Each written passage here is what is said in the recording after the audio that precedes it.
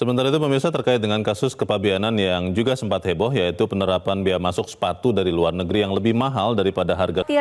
Para peritel, bea masuk ini dikhawatirkan akan memicu naiknya harga produk pakaian hingga 70%.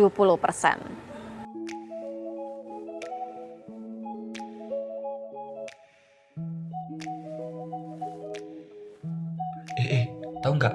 Kemarin aku lihat orang beli barang dari luar negeri, harganya jadi mahal banget. Oh, itu ketambahan pajak bea cukai kayaknya. Kalau nggak salah, pajak bea cukai itu pajak buat ngatur barang-barang impor dari luar yang mau masuk ke Indonesia.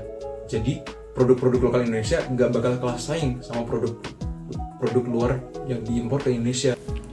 Wah, kayaknya sih HP impian kamu jadi lebih mahal sih, Dan.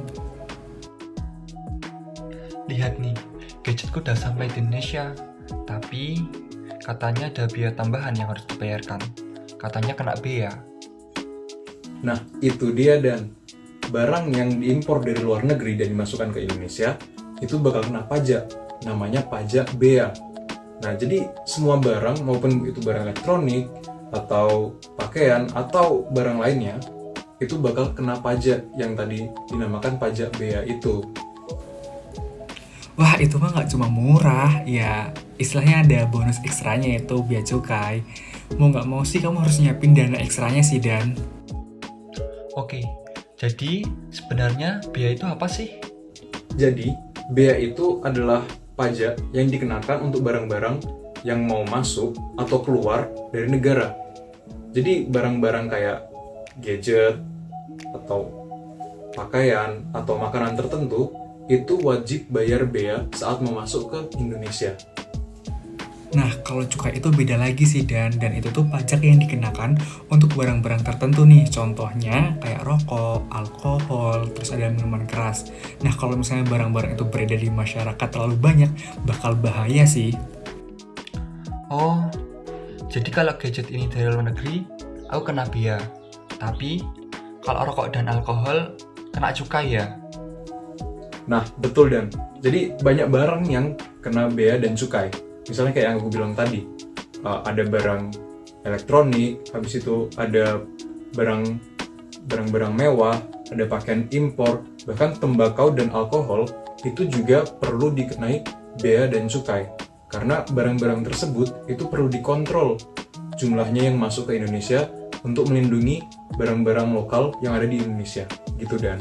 Oke, bea itu barang-barang yang masuk dari luar negeri. Nah, sementara cukai itu untuk barang-barang yang beresiko tinggi dan perlu dikontrol lebih ketat lagi. Berarti gadget dari luar negeri nggak semurah itu ya sampai di sini. Nah, iya. Jadi, bea dan cukai itu sebenarnya penting banget buat ngelindungin produk-produk lokal di Indonesia. Nah, bayangin aja kalau misalnya produk impor dari luar negeri itu harganya jauh lebih murah dari produk lokal.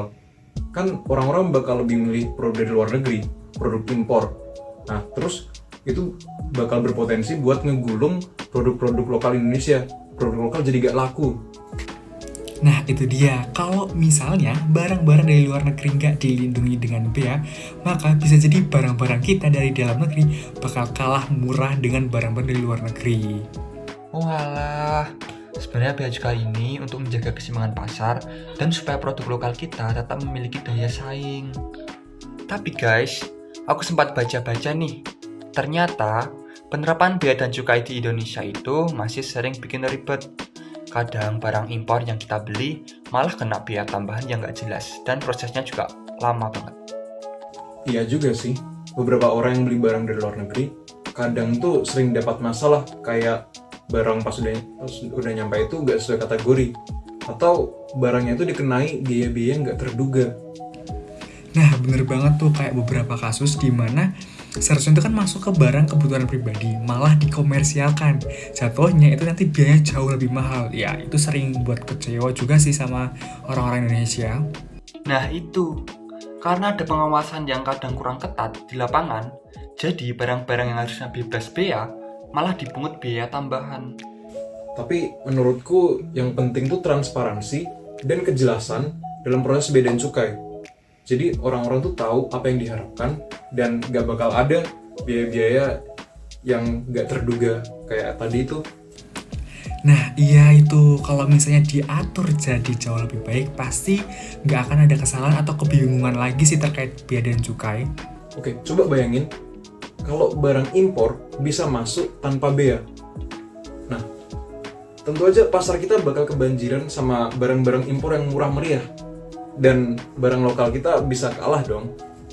Wah bener-bener kacau sih kalau ada situasi kayak gitu, dimana wirausahawan lokal itu bakal bangkrut dan orang-orang dalam negeri itu bakal milih produk dari luar negeri yang mana lebih murah dari dalam negeri dengan kualitas yang jauh di bawah standar dari kualitas barang di dalam negeri itu sendiri gitu. Sekarang aku ngerti kenapa bea dan cukai itu penting. Bukan cuma buat nambah biaya saja, tapi juga untuk melindungi ekonomi dan pasar kita. Oke, pelajaran hari ini. Jangan mengeluh soal bea dan cukai. Itu semua buat kebaikan kita juga, supaya produk lokal tetap bisa bersaing. Nah, setuju. Berarti kita dengan membayar bea, kita juga ikut mendukung produk dalam negeri. Jadi, yang mahal-mahal itu ada tujuannya juga. Demi gadget impian yang berkualitas nggak sih Dan?